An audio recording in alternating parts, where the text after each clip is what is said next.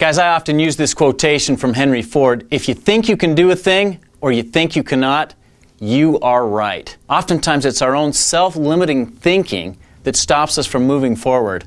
I'm a huge fan of Napoleon Hill, and early on in my life I bought a number of his audio tapes, and I really loved the points this guy made.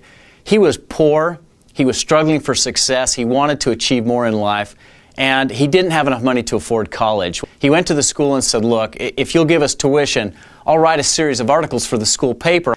Well, they agreed and they cut a deal, and he wanted to interview people that were successful and write about them. His first interview was with a man named Andrew Carnegie, possibly the most successful man in the world at that time. At the end of the interview, Mr. Carnegie said, look, we've really just begun. Why don't you come home with me? We'll have dinner and pick up the interview after dinner. Mr. Carnegie kept him in his home for 3 days and 3 nights and spoke incessantly about the need for a new philosophy that the common man could sink his teeth into so that they could be more successful like Mr. Carnegie was.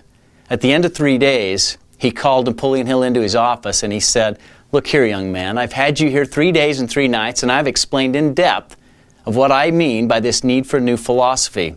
I have a question of you. If I commission you to write this, 1, will you spend 20 years of your life to do it? Because that's what it'll take. And 2, will you do it with no compensation or support from me?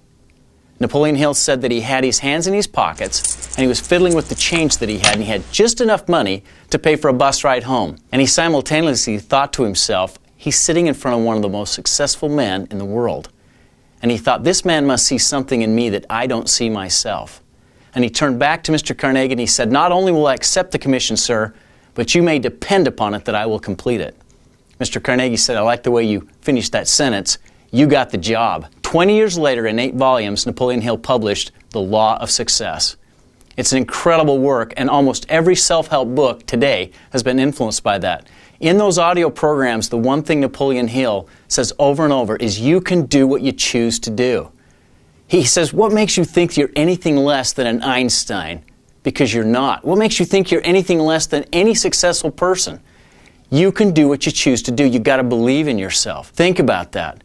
He said the one thing that he found by interviewing all these successful people, Gandhi, Henry Ford, Einstein, Edison, over and over, name after name, he followed them, he interviewed them. He said all these people believed in themselves. They had a vision. They just had a sense of purpose of where they wanted to go, and they focused on it diligently. And Napoleon Hill walked away from that incredible experience, and he taught people and he motivated people. He's still motivating people today. Guys, believe in yourself. You are not less than anybody, and simultaneously you're not more. We're all just people. So roll up your sleeves, pick your goal, and work on it. It's just that simple.